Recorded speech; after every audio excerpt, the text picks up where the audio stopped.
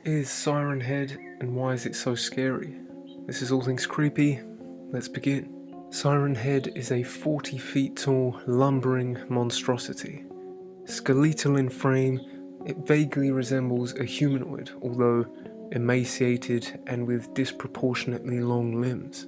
Instead of a head, it's topped off by two large speakers which emit a menacing drone across the lands that it patrols. There have even been supposed sightings of Siren Head.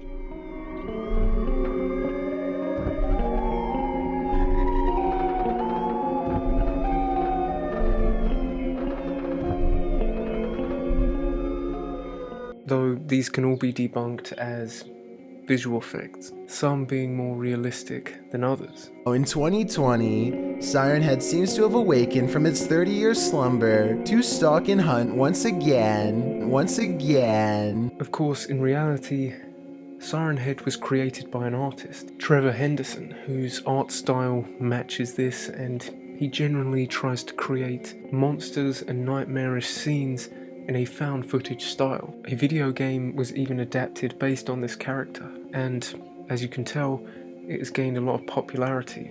So much so that I would compare it to the rise of Slender Man several years previous. And of course there are a number of very considerable visual and stylistic similarities. A tall and menacing creature that relentlessly follows you and has a mysterious origin. Of course, one of the main things that makes this scary is that we don't know where it comes from. Some lore has been later written about it, but originally there was nothing, it was just an image. And as I always say in these videos, usually the unknown is what frightens us the most. The more we know about something, the more comfortable we are with it, even if it is horrific. I'm sure it's not only similarities to Slender Man that induced such a successful rise of this character. I also see a lot of similarities to the game Silent Hill. Bleak visuals paired with oddly humanoid, yet also not quite right creatures and forms. If you look closely at the artwork of Siren Head, you can see that his body is draped with what appears to be flayed and stripped flesh. As well, the emaciated appearance with an inanimate object for a head reminds me a lot of Pyramid Head from the Silent Hill franchise, and of course, even their names are quite similar.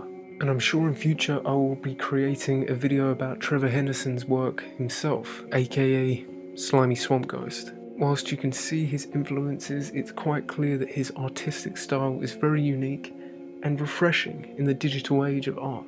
But what exactly makes Siren Head so scary? I think it's a perfect storm, a combination of many factors.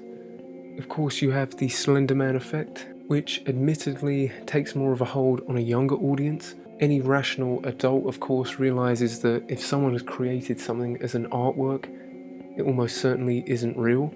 But for a younger mind, this line gets blurred, so much so that there were actually some real-life tragic events based on the Slenderman games. I suppose it goes back to that old idea that a child's imagination is much more advanced and can sometimes run away with itself. However, even for me, a grown adult, I do find this quite a disturbing image. I can appreciate a good horror movie even knowing that it is entirely fiction. This is a good piece of artwork and it does conjure some instinctive fears.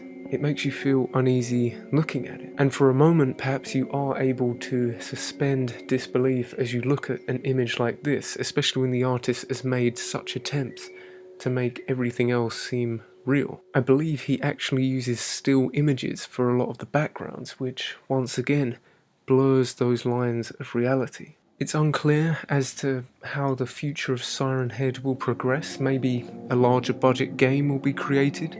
Maybe not. Perhaps it will fade into obscurity, or perhaps it will be a modern, iconic example of horror in the age of the internet.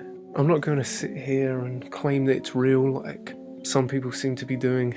I don't see the point of that. And at the same time, there's not really anything to debunk here. I think it's quite clear that this is not real. It's someone's artwork that people have let their imagination run wild with.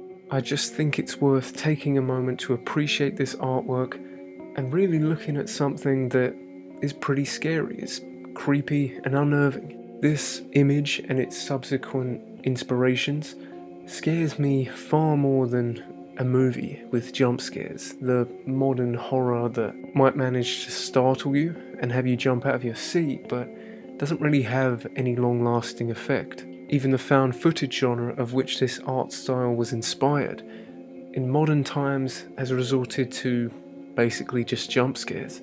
The original Blair Witch Project, that was one of the pioneers of the found footage genre, had very few jump scares. It was more about the atmosphere and creating eerie visuals. You didn't need to throw something in the audience's face, and whenever something did appear on camera, it was very subtle. And it's those unanswered questions paired with eerie visuals that really capture an audience's attention, not just in that moment for a brief second, but long after, and even when they go to sleep at night. Let me know what you think in the comments below. Like the video if you did, share it with a friend, and of course, if you haven't already, subscribe for more creepy content.